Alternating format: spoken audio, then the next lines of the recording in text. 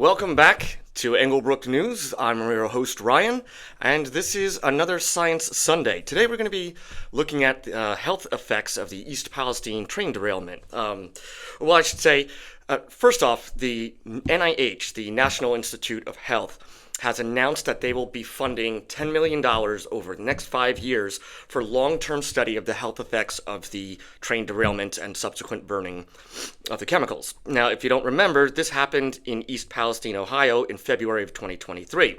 38 cars derailed from the train tracks and caught fire.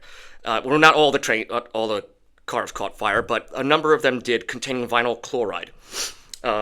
Some of the other cars were containing butyl acrylate, ethylene glycol, and benzene residue. So all of these can be dangerous chemicals. When the cars caught fire containing the vinyl chloride, it was mistakenly believed that they were in danger of exploding. So the measure was taken to slowly start releasing the vinyl chloride and burning it off to prevent this from happening. It was later determined that this was not the correct procedure by the National Transportation Safety Board. After reviewing all the information, it found that the decision to burn the vinyl chloride was based on incomplete information and some false assumptions.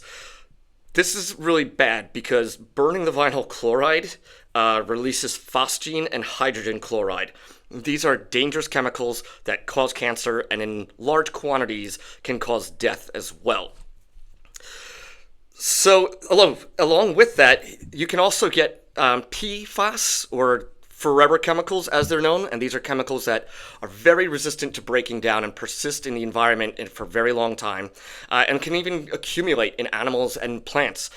They're also very likely to cause cancer or other health issues. Dioxins as well are likely released from the burning of the vinyl chloride.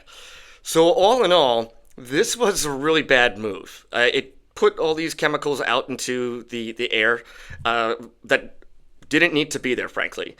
And so now the people of East Palestine have been reporting that they have health problems as a result, which is not surprising. When you burn toxic chemicals, and lots of them for a couple days in a row, it's no wonder that people are going to be inhaling this and coming into contact with it in other ways, and then suffering health concerns as a result. Now, the Biden administration did not feel the need to do much at all with this. It kind of just got swept under the rug after a little while, but the Trump administration had promised during the campaign that this is something that they were going to revisit, and they kept that up on that so far. So J.D. Vance announced that, again, $10 million over 5 years to study the long-term health effects of these chemicals from the train derailment. What the exact studies are going to be has not yet been determined, and that is because the federal government is still accepting proposals until July 21st.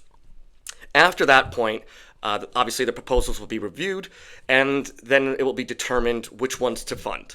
So some of these proposals may only get maybe $1 million, and another may only get $3 million. I'm assuming that it's probably going to be about $2 million per study. I believe they said 5 studies are going to be awarded, or that are expecting that would be the amount to in order to fully document all of the effects. So it's nice to hear that something is finally being done. Hopefully it leads to even more funding to give people the medical treatment that they need as a result. And hopefully the people that are responsible for making these poor decisions and the derailment in the first place can be held responsible as well. Unlikely, if it hasn't happened already. I don't think it's going to, but you never know. In any case, we will be keeping up on this. We'll be following along, and I will be describing to you what studies are being funded and what they're looking for and how they're going to do it. So thanks for stopping by, and as always, don't forget to subscribe.